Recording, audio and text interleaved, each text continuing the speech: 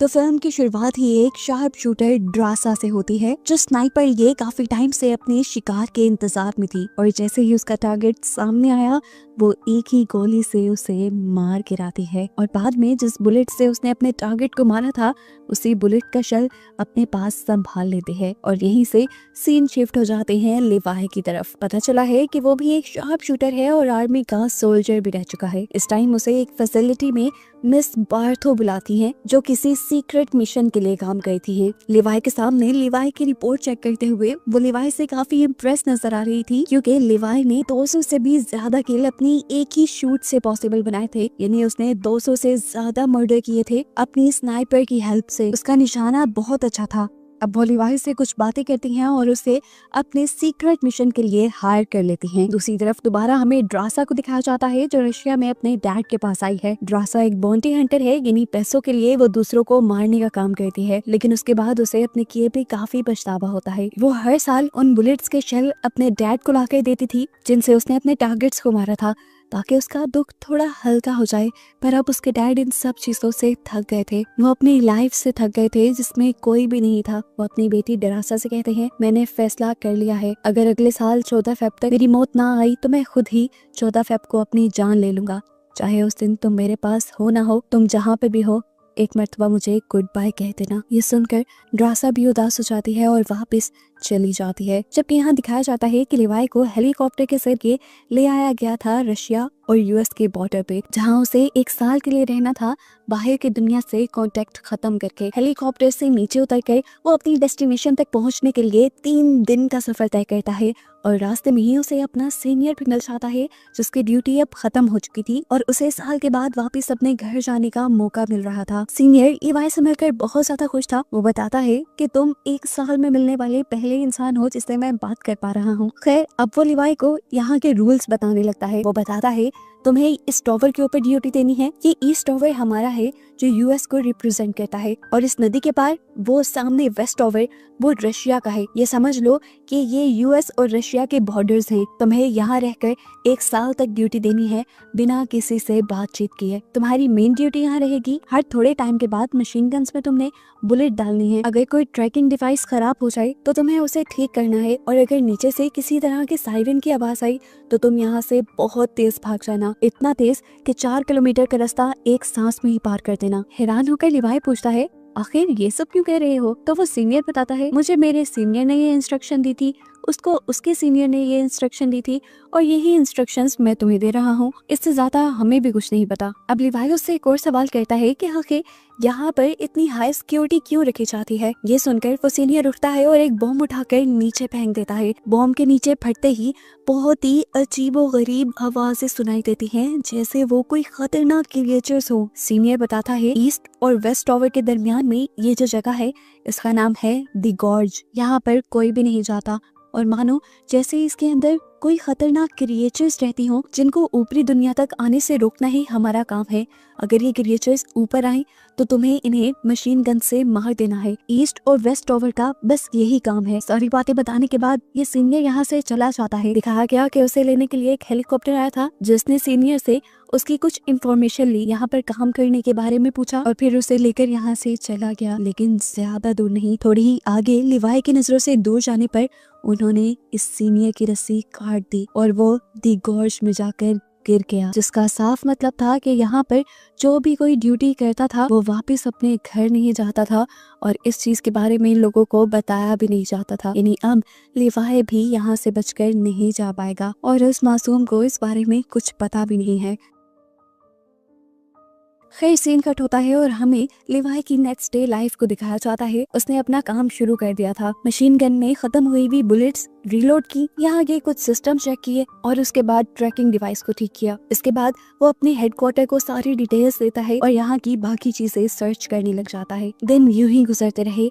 एक दिन उसे वेस्ट ओवर से मशीन्स चलने की आवाजें आई। उसने सोचा चलो चेक तो करूं। दूरबीन से जब उसने आगे को देखा तो वहाँ एक लड़की थी जिसके बारे में हम जानते हैं कि वो ड्रासा है। उसे भी लिवाई की तरह वेस्ट ओवर पर जॉब दे दी गई है कि उसने सरहद की रखवाली करनी है और नीचे गॉड्स से आने वाले मॉन्स्टर्स को मारना है। ये दोनों चाहे एक दूसरे से काफी दूर थे लेकिन फिर भी एक दूसरे से कांटेक्ट कर सकते थे। लेकिन महीनों इन्होंने यही सोचते हुए गुजार दिए कि क्या इन दोनों को एक दूसरे से कांटेक्ट करना भी चाहिए या नहीं। एक दिन दिखाया जाता है कि ड्रासा अपनी बर्थडे सेलिब्रेट करने के लिए बैठी हुई थी। ड्रासा को कुछ एक्साइटिंग मिल नहीं रहा था तो उसने गोली चलाकर लिवाई को ही अपनी तरफ अट्रैक्ट किया। एक बोर्ड पे लिखकर उसका नाम पूछा तो लिवाई ने उसे बताया कि नाम बताना यहाँ अलाउ नहीं। ड्रासा को थोड़ा अजीब लगता है और वो बोर्ड पर लिखकर लिवाई से कहती है आज मेरा बर्थडे है और मैं जो चाहूँ वो करूंगी। मैं अभी डांस करने लगी हूँ, तुम बस मुझे देखो और बताओ तुम्हारा फेवरेट मूव क्या है। लिवाई बेचारे को तो डांस नहीं आता था, उसने ये बात बता दी। तो ड्रासा ने पूछा फिर आता क्या है। लिवाई ने बताया मुझे बस शूटिंग आती है। ड्रासा ने वही टेस्ट करने का डिसाइड किया और अपने रूम में जाकर एक बोतल रख दी जिसे लिवाई ने भी एक ही शूट में फोड़ दिया और बताया कि वो सच में एक बहुत अच्छा स्नाइपर था। ड्रासा को भी शौक चढ़ता है अपनी स्किल्स दिखाने का। वो भी लिवाई के रूम में रखी हुई एक बोतल तोड़ देती है और फिर लिवाई का रिएक्शन देखने के लिए जैसे ही वो लिवाई के टॉवर पे देखती है तो एकदम से उसके होश उड़ जाते हैं क्योंकि वहाँ पर अजीब सी क्रिएचर्स ऊपर चढ़ रही थी लिवाई के टॉवर पर। उसने एक सेकंड नहीं लगाया और धड़ाधड़ शूट करते हुए उन क्रिएचर्स को मारना शुरू कर दिया। लिवाई को भी समझ नहीं आई कि ड्रासा क्या कर रही है। उसने जब नीचे से क्रिएचर्स को ऊपर आते देखा तो फौरन उसने भी अपनी पोजीशन ले ली और धड़ाधड़ गोलियां चलाते हुए ऊपर आने वाली सभी क्रिएचर्स को मार डाला, जिसमें उसका ड्रासा ने भी काफी साथ दिया था। ड्रासा जो लिवाई के टॉवर पे ध्यान दिए हुए थी, उसने अपने टॉवर पर तो देखा नहीं, उसके भी टॉवर पे बिल्कुल उसके करीब एक मॉन्स्टर आ गया। इससे पहले कि वो ड्रासा के ऊपर हमला कर देता, पीछे से ठीक वक्त पर लिवाई उसे शूट करके मार डालता है। मिशन खत्म करते करते सुबह हो जाती है और ड्रासा लिवाई को बताती है कि ये मेरा जिंदगी का बेस्ट बर्थडे था। लिवाई हंसता है और ये दोनों अपने काम पे लग जाते हैं। अब जितनी मशीन गन्स की गोलियां इन्होंने इस्तेमाल कर ली थी, ये लोग उसे दोबारा फिल करने लग जाते हैं। दिन गुजरते रहते हैं और दिखाया जाता है काफी वक्त गुजर गया है।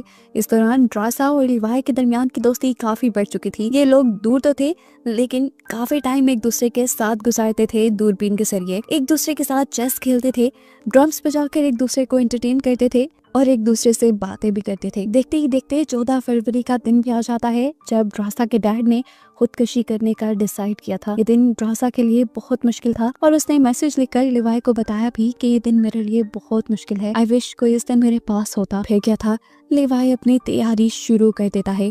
अपने पास मौजूद चीजों से एक गैजेट बनाता है और तार के जरिए वेस्ट ओवर पे जाने का डिसाइड करता है। एक छोटे से रॉकेट के जरिए अपनी रस्सी वो वेस्ट ओवर तक फेंक देता है, जिसे पकड़कर ड्रासा अच्छी तरह बांध देती है और आने से पहले लिवाई उसे लिख के बताता है कैसा हो अगर आज हम दोनों डिनर साथ करें। जो सुनकर ड्रासा काफी खुश हो गई और अब लिवाई ने तार के जरिए अपना सफर शुरू कर दिया। आधे रास्ते तक तो वो ग्रेविटी की वजह से चला गया, लेकिन आगे का सफर उसे लटक लटक कर मुश्किल से तय करना पड़ा। लेकिन फाइनली वो अब ड्रासा के पास था।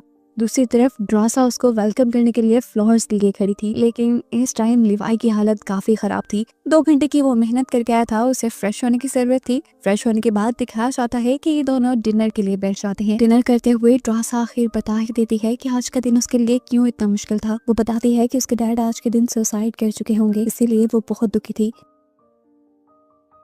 ड्रासा का ध्यान भटकाने के लिए लिवाई उसे अपनी बैकग्राउंड स्टोरी बताने लगता है कि उसके डैड, ग्रैंडपा सारे ही सोल्जर्स थे। बातें करते हुए ये लोग डांस करना शुरू कर देते हैं और काफी टाइम एक साथ गुजारते हैं। लिवाई ने रात यहीं गुजारी और सुबह होने पर वापस जाने के लिए अपनी तार से लटक गया, लेकिन गलती से ये तार उसके टॉवर वाले माइन से टकरा गई और बम ब्लास्ट होने की वजह से वो तार टूट गई और लिवाई जाकर सीधा दी गॉर्ज में गिर गया। लिवाई की जान बचाने के लिए ड्रासा भी कुछ पैराशूट्स और गन लेकर दी गॉर्ज के अंदर जंप कर देते हैं, जो पानी से भरा था। इस पानी के अंदर अजीब येलो लाइट थी और हर जगह अजीबो गरीब चीजें थी। इस टाइम लिवाई एक दरख्त से उल्टा लटका हुआ था और उसके ऊपर काफी सारे पाँव वाला एक बड़ा सा क्रिएचर हमला करने के लिए आ जाता है, जिसे लिवाई अपनी गन से शूट करके मार तो देता है, लेकिन इस सब में दरख्त की वो शाख भी टूट जाती है जिसके साथ वो लटका हुआ था। वो नीचे आकर किसी और क्रिएचर पर गिर जाता है, जो क्रिएचर उसके ऊपर गिरते ही अपना मुंह खोल लेती है और दांतों को उसके जिस्म के ऊपर स्टैब करने वाले अंदाज में लगा देती है। इससे पहले कि ये क्रिएचर लिवाई को पूरी तरह अपने अंदर अब्सॉर्ब कर लेती, ड्रासा ठीक वक्त पे यहाँ पहुंच कर इस क्रिएचर के टेंटिकल्स पे शूट करके लिवाई की जान बचा लेती है। इससे पहले कि यहाँ पे लोग रिलैक्स हो पाते, कुछ अजीब से घोड़ों की तरह के क्रिएचर्स के ऊपर अजीब क्रिएचर्स सवार होकर इनके ऊपर हमला करने के लिए आ जाते हैं।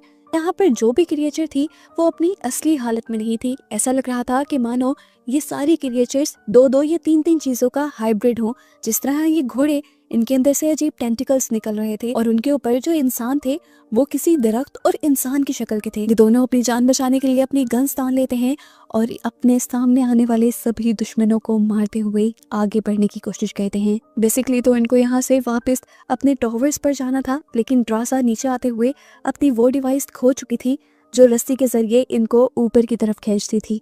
ना चाहते हुए भी इन्हें इस गॉर्ज के अंदर ही आगे बढ़ना पड़ता है, जहां हम देखते हैं कि पहले जो धुंध इनके इर्द गिर्द येलो कलर की थी वो अजीब तरीके से ब्लू कलर में बदल जाती है और इन्हें यहाँ पर एक फैसिलिटी दिखाई जाती है जो एक साइंटिस्ट की थी जिन्होंने पहली मर्तबा बॉम्ब बनाया था। इस फैसिलिटी के इर्द गिर्द पूरी एक कम्युनिटी भी थी। ड्रासा और लिवाई ये देखकर हैरान थे कि ऐसे कैसे एक पूरी कम्युनिटी तबाह हो सकती है। चारों तरफ इन्हें खतरा ही महसूस हो रहा था, जिससे बचने के लिए ये लोग एक चर्च के अंदर चले गए, लेकिन इस चर्च के अंदर भी खतरा कम नहीं था। यहाँ पर बड़े बड़े स्पाइडर्स थे जिनकी मुंह की जगह इंसानी चेहरे थे और दांत बहुत ही ज्यादा खतरनाक, और वो एकदम से जंप करके लिवाई और ड्रासा दोनों के ऊपर ही हमला कर देते हैं। ये दोनों इन स्पाइडर्स को अपने ऊपर से उतारते हुए शूट करके यहाँ से बाहर निकलते हैं और एक दूसरी फैसिलिटी के अंदर जा घुसते हैं। ये जगह उन्हें किसी लैब की तरह लग रही थी। इसी लैब के अंदर इन्हें एक डीवीडी मिलती है जिसे प्ले करने पे ये एक डॉक्टर की वीडियो थी जो यहाँ पर होने वाले एक्सपेरिमेंट की डिटेल बता रही थी। असल में वो लोग एक्सपेरिमेंट कर रहे थे इंसानों के डीएनए पे। वो आम इंसानों को सुपर ह्यूमन बनाना चाहते थे और इन सुपर ह्यूमंस को अपने डिफेंस सिस्टम में यूज करना चाहते थे, यानी वो इन सुपर ह्यूमंस को सोल्जर्स बनाना चाहते थे। लेकिन इन लोगों का एक्सपेरिमेंट खराब हो गया, जिसकी वजह से इंसानों के डीएनए के अंदर हर चीज का डीएनए मिलने लगा। इसलिए यहाँ पर कई किस्म के हाइब्रिड्स बन गए। दरख्तों के अंदर इंसानों वाला डीएनए चला गया, जबकि इंसानों के अंदर दरख्तों वाला। ऐसे यहाँ पे कोई भी दरख्त मिल सकता था जो इंसानों की तरह बात कर सकता है, चल सकता है, और कोई भी इंसान ऐसा भी दिख सकता है जिसके अंदर से शाखें निकल रही हो। एक अजीब बात वो ये भी बताती है कि इनका एक्सपेरिमेंट इतना खतरनाक हो गया था कि दरख्तों के अंदर ऑर्गन्स भी पैदा होने लगे थे। हत्ता कि यहाँ पे जो छोटे छोटे इंसेक्ट्स भी थे, कीड़े भी थे, उनमें भी इंसानों और दरख्तों का डीएनए मिक्स हो चुका था। जैसे अभी हमने एक स्पाइडर देखा, उसके मुंह पे इंसानी चेहरा था। इसे डीवीडी को देखते देखते लिवाई यहाँ पे और भी छानबीन करता है और उन्हें यहाँ थोड़ा सा एडवांस कंप्यूटर मिल जाता है। इस कंप्यूटर को चलाने पर लिवाई के सामने और भी ज्यादा राज खुल जाते हैं। एक सीक्रेट कंपनी के बारे में उसे पता चलता है जो इंसानों को सुपर ह्यूमन बनाने के साथ साथ और भी बहुत से खतरनाक एक्सपेरिमेंट्स कर रही थी। इन लोगों ने एक ऐसा मिसाइल भी बनाया था जिसे अगर कहीं पर टारगेट किया जाए तो वो अपने फटने के साथ अपने इर्द गिर्द रेडियस के 4 किलोमीटर एरिया को तबाह कर सकती है। ये पढ़कर वो समझ गया था कि आखिर उसके सीनियर्स क्यों किसी सायरन के बजने पर उसे 4 किलोमीटर दूर तक भागने को कह रहे थे। वो इसी मिसाइल के फटने की बात करते होंगे। हो ना हो लिवाई को समझ आ गया था कि ये मिस बार्थो की फैसिलिटी है और वही अपने इन खतरनाक एक्सपेरिमेंट्स को दुनिया से बचाने के लिए ड्रासा और लिवाई जैसे सोल्जर्स को हमेशा ईस्ट और वेस्ट टॉवर पर हायर करके रखती थी, जो गॉड से आने वाले हर मॉन्स्टर, हर क्रिएचर को मारकर दुनिया को उनकी सच्चाई से दूर रखें। यहाँ पे मौजूद चीजों से ये लोग पता चला लेते हैं कि इन एक्सपेरिमेंट के पीछे गवर्नमेंट का कोई हाथ नहीं, ना ही रशियन गवर्नमेंट का और ना ही यूएस गवर्नमेंट का। इन्हें पता चलता है कि मिस बार्थो यहाँ का सारा काम ड्रोन्स के जरिए करवाती थी, लेकिन फिर भी सारे काम ड्रोन्स और रोबोट नहीं कर सकते थे। जिस तरह ट्रैकिंग डिवाइस चेंज करना, मशीन गन में गोलियां भरना, इस तरह के कामों के लिए उन्हें इंसानों की जरूरत होती थी। इसीलिए ड्रासा और लिवाई यहाँ थे आज। सारी सच्चाई रियलाइज होने के बाद ये लोग फौरन यहाँ से भागने की कोशिश करते हैं, लेकिन उसी दौरान इनके इर्द गिर्द कुछ क्रिएचर्स घेरा बना लेती हैं और इन्हीं का गुमा हुआ वेपन्स का बैग इनके सामने ला कर रख देती हैं। ये इन मॉन्स्टर्स की चाल भी हो सकती थी, लेकिन ड्रासा और लिवाई ने अपना बैग लेने का फैसला किया, क्योंकि अगर इनके पास गन ही ना होती तो ये लोग आगे लड़ते क्या। अब ड्रासा जैसे ही उस बैग को पकड़ने के लिए आगे बढ़ती है तो कोई आदमी उसके पाँव को अपने ट्रैप में बंद करते हुए उसे खींचते हुए एक और जगह पे ले जाता है जो रेड जोन थी। यहाँ पर हर जगह रेड कलर की धुंध फैली हुई थी और इससे अंदाजा लगा सकते हैं कि ये जगह पहले से ज्यादा खतरनाक है। लिवाई भी ड्रासा की मदद करने के लिए बढ़ा तो था, लेकिन उसे समझ नहीं आ रही थी कि ड्रासा मिलेगी कहाँ पर। यहाँ हम देखते हैं कि ड्रासा को इस दरख्त जैसी दिखने वाली क्रिएचर ने उल्टा लटका दिया था। ये एक साइंटिस्ट था जो पहले यही इसी फैसिलिटी में काम करता था और इसका नाम था बी शॉ ड्रासा को जख्मी करके उसका डीएनए चेक करता है और उसे पता चलता है कि ये लोग अभी नए नए ही इधर गिरे हैं, क्योंकि 5 दिन तक यहाँ रहने वाला इंसान ऐसे ही अजीबोगरीब हाइब्रिड क्रिएचर में बदल जाया करता था।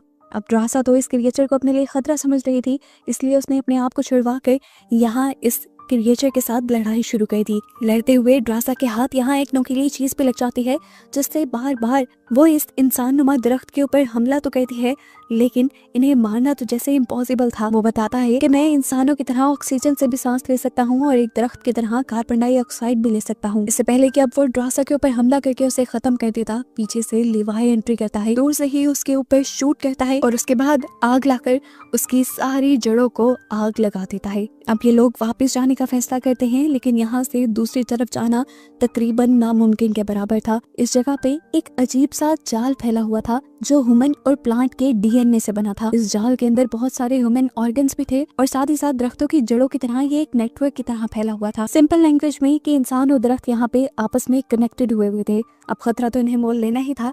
ये लोग एंटर कर लेते हैं उस जाल के अंदर और आहिस्ता आहिस्ता कदम आगे बढ़ाते हुए ये लोग किसी तरह इस जाल को पार कर ही रहे थे, लेकिन एकदम से ड्रासा का पाँव एक गलत जगह पर रखा गया। ऐसे ही जड़ों वाला इंसानी प्लांट एक्टिवेट हो जाता है और फौरन ड्रासा के ऊपर हमला कर देता है। इससे पहले कि प्लांट उस पर कुछ करते, लिवाई ड्रासा को खींच के निकाल के बाहर ले जाता है और इस प्लांट को अपनी फायर गन से जला देता है। यही रेड जोन में इन्हें फाइनली एक गाड़ी भी मिल जाती है जो इनके लिए तो एक तोहफा ही थी। ये लोग उसमें बैठकर गाड़ी चलाते हुए ब्लू जोन में आ जाते हैं।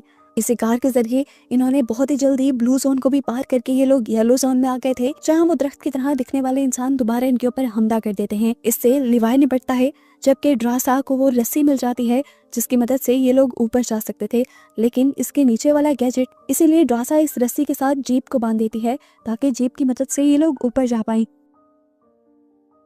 अब जैसे जैसे ये लोग ऊपर चढ़ रहे थे, गॉर्ज की क्रिएचर लगातार इनके पीछे पड़े हुए थे। वो इनको मारने की कोशिश कर रहे थे। ड्रासा और लिवाई दोनों इनसे लड़ते हैं, हारते नहीं।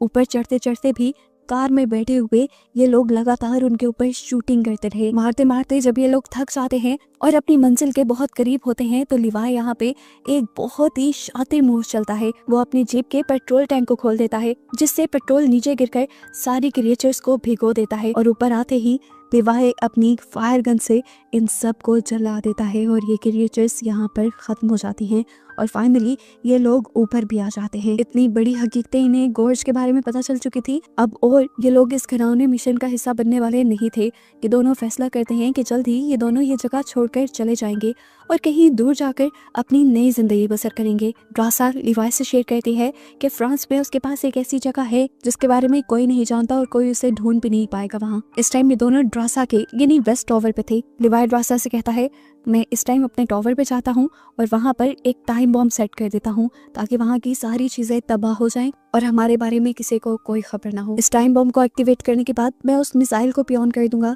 जो नीचे गॉर्ज को खत्म कर देगा और मिस बार्थो के ये सारे घिनौने एक्सपेरिमेंट भी खत्म हो जाएंगे। दुनिया को इनसे कोई खतरा नहीं रहेगा। अपना प्लान बनाने के बाद वो तो ईस्ट टॉवर पे आ गया था, जहाँ आते ही उससे मिस बार्थो कॉन्टेक्ट करते हैं। असल में उसे पता चल गया था कि नीचे गॉर्ज में उनके कंप्यूटर एक्टिवेट हुए थे। वो लिवाई से पूछती है, क्या ये कंप्यूटर्स तुमने एक्टिवेट किए? लिवाई साफ झूठ बोल देता है कि नहीं, मैं तो नीचे गया ही नहीं। वो समझ गई थी कि अगर लिवाई नीचे नहीं गया तो दूसरी तरफ से ड्रासा नीचे गई होगी और इन्हें कहीं ना कहीं अब गॉर्ज की हकीकत पता चल चुकी है। इसीलिए फैसला करती हैं कि अगले ही दिन ये ड्रासा और लिवाई दोनों को ही मरवा देंगी, क्योंकि अगर ये दुनिया में आ गए तो ये मिस बार्थो की सच्चाई भी दुनिया के सामने ले आएंगे। अगले दिन दिखाया जाता है कि ड्रासा और लिवाई दोनों ही यहाँ से जाने की तैयारी कर रहे थे और तार बांध रहे थे। लिवाई बॉम्ब एक्टिवेट करने की कोशिश में था और उसी टाइम मिस बार्थो पहुंच जाती हैं अपने हेलीकॉप्टर को लिए।